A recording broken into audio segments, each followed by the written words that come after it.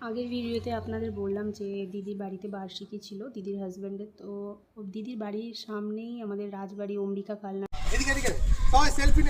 রাজবাড়ি 101টা মন্দির আছে। তো ওখানেই আমরা একটু ঘুরতে গেলাম খাওয়া দাওয়ার পর। তো ওখানেই গিয়ে সব মস্তি হচ্ছিল।